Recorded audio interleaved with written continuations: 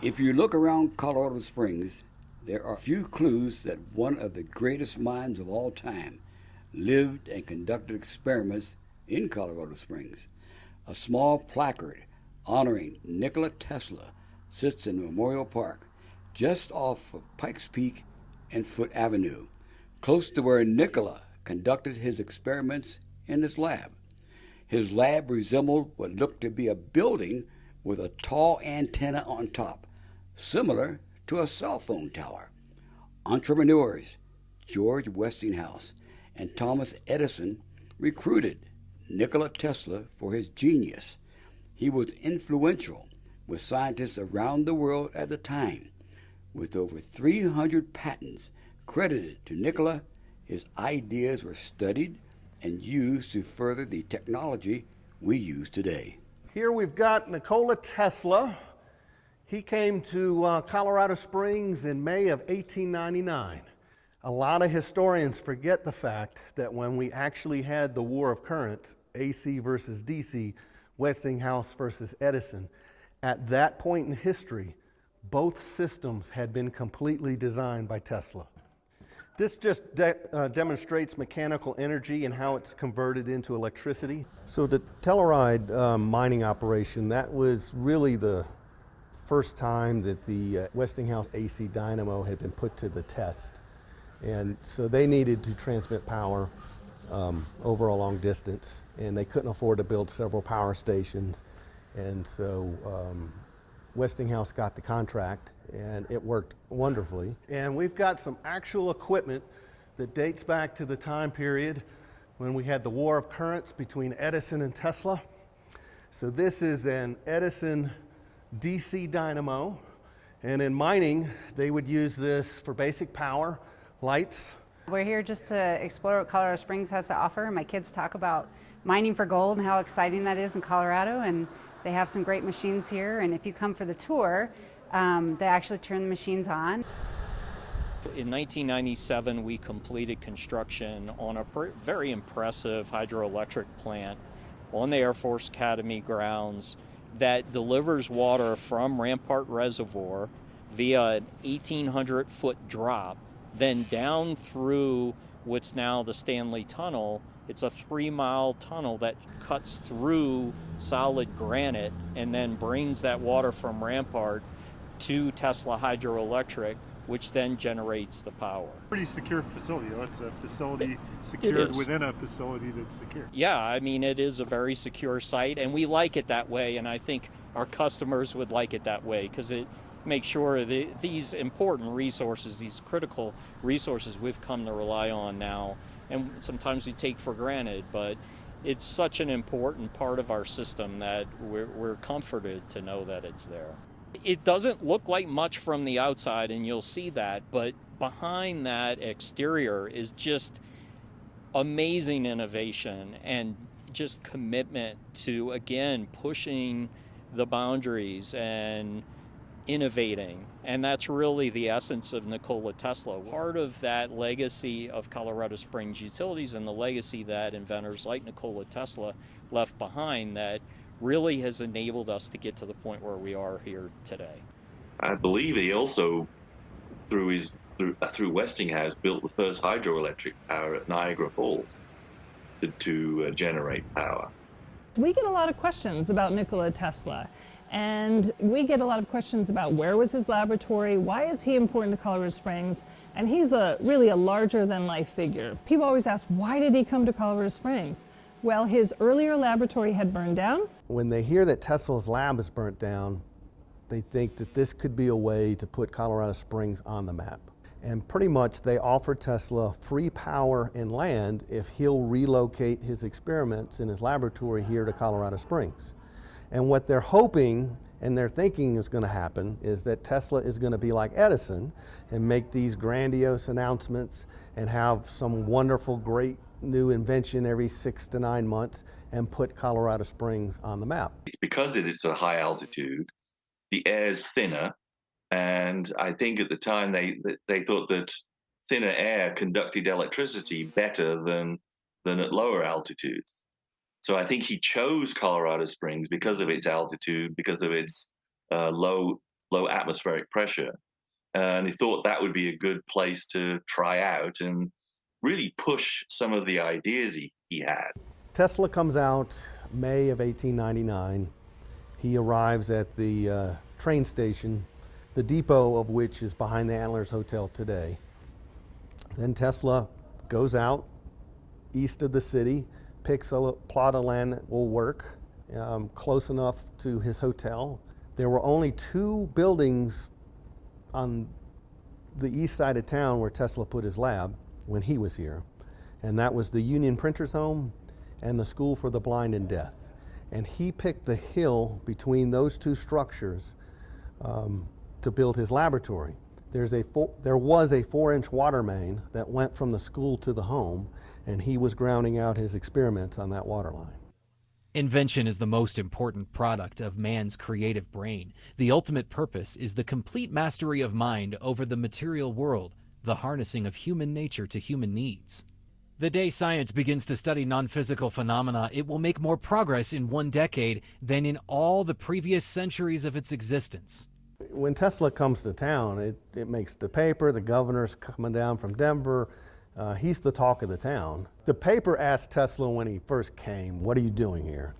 And he did not want to talk about the experiment because he's still paranoid about what happened in New York. And so he tells them that he is trying to perfect a way to send a radio signal, a transmission from Pikes Peak to Paris. Despite his early statement that he was interested in wireless telegraphy, what he became fascinated with was the pure air, the pure atmospheric conditions because of our high altitude in Colorado Springs. So he began to measure lightning strikes, and he invented some equipment to measure those lightning strikes, and he observed that even when the lightning passed, the machines were still recording energy.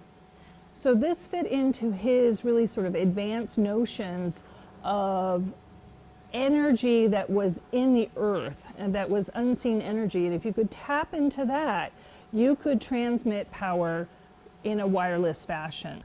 He's trying to figure out if he can transmit power wirelessly. And so, and he's also working with radio, but he's already invented radio at this point. He's already transmitted it a couple of distances, but he can't let go of this idea of transmitting power. And so he needs an area that's kind of remote at high altitudes, and Colorado Springs fits his purpose. Basically, think about a radio tower or your TV's tower. What they're doing is producing a radio wave or an electromagnetic wave of a particular frequency that's transmitting, that's going through the air, and through various techniques, you're transmitting data over those waves. So radio operates in certain frequency bands, TV operates in other frequency bands, cell phones operate in other frequency bands. So it's a radio tower transmitting electromagnetic waves of a particular frequency to carry that data. I wouldn't claim that what he built in Colorado Springs is necessarily a cell phone tower. However, I think the research that he did had to have contributed to the understanding of AC transmission of waves. So I think I'm not sure I would call it a cell tower, but the understanding of the experiments he did probably led to a greater understanding of how you can use that technology for things like cell phones. So not necessarily, is it a cell tower? Probably not, but is the underlying technology that he was thinking about certainly influenced the other technology down the line. When wireless is perfectly applied, the whole Earth will be converted into a huge brain, which in fact it is, all things being particles of a real and rhythmic whole. We shall be able to communicate with one another instantly, irrespective of distance.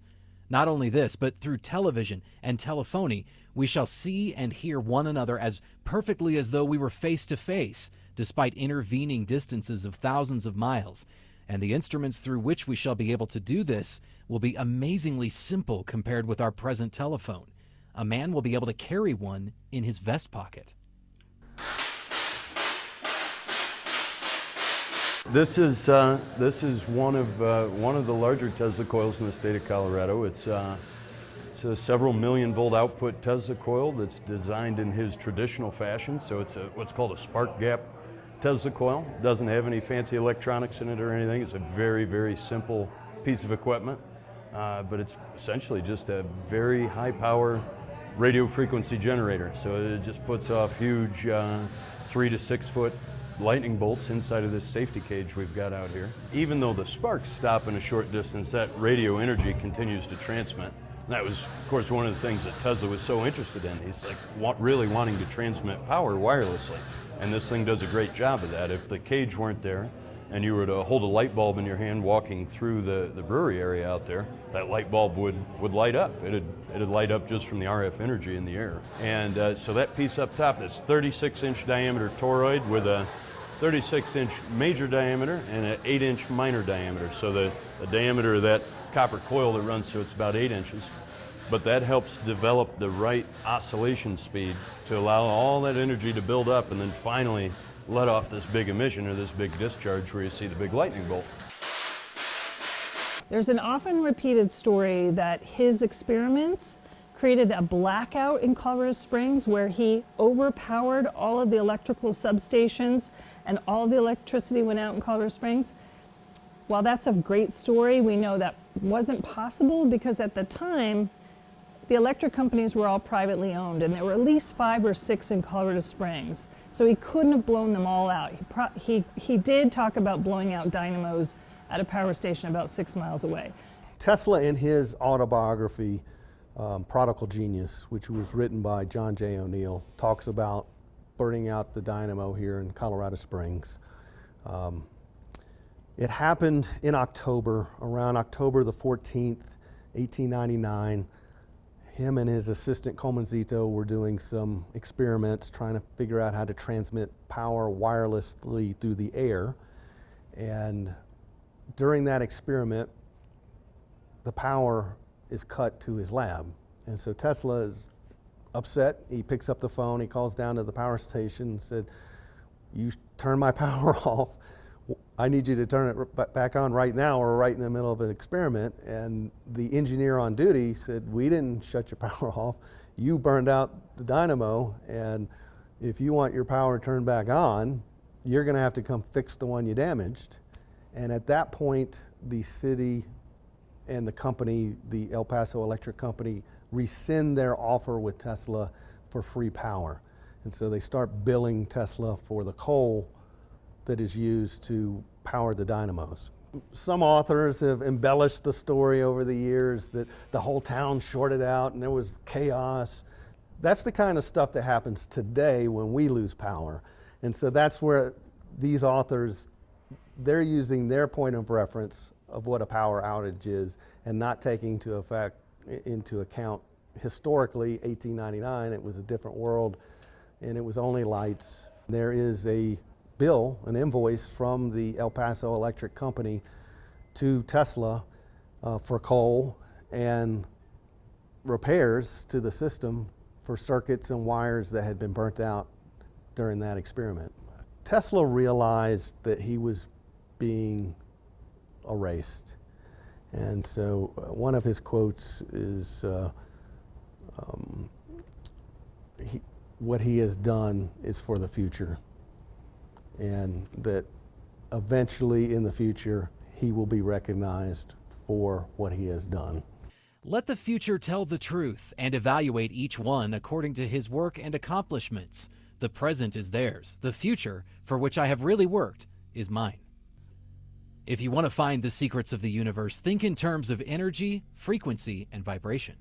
I've certainly always had a fascination with high voltage and high voltage electricity and crazy things like that, but more so with Tesla himself. You know, he's kind of the forgotten inventor in so many ways. We really owe the guy a lot of credit for everything from radio frequency communications to fluorescent light bulbs to just the AC motor that we all use. and it just, I guess it feels good in some way to continue on building some of his creations and seeing them in operation. Tesla had a photographic memory. When he read something, he could recall it even years later. And when I say recall it, I mean he could tell you an exact paragraph on a certain page within the book. He could speak over 8 languages. He suffered from a condition known as synesthesia and photostasia. That's where you see sound, you taste colors, that type of thing. And he used picture thinking in his creative process. He was like a visionary, wasn't he? Yes, I think that's a good word. I mean, you asked earlier about how do these people come up with ideas, and that's the realm of geniuses, which I'm certainly not. But I think these guys are sometimes prescient.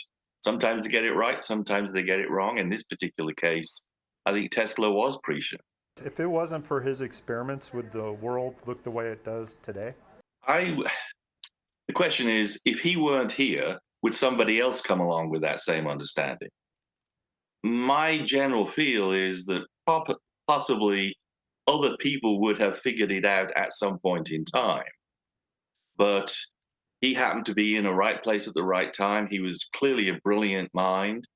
And what he did certainly helped create the world that we see today.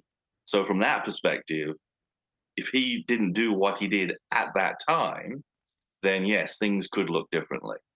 To this day, there's a great deal of interest in Tesla in Colorado Springs.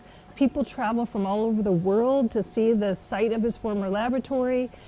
They are ultimately disappointed that there's very little left. There's nothing left on the landscape from Nikola Tesla. The city of Colorado Springs and the electric company took him to court in 1903, 1904 and sued him for back payment. They won.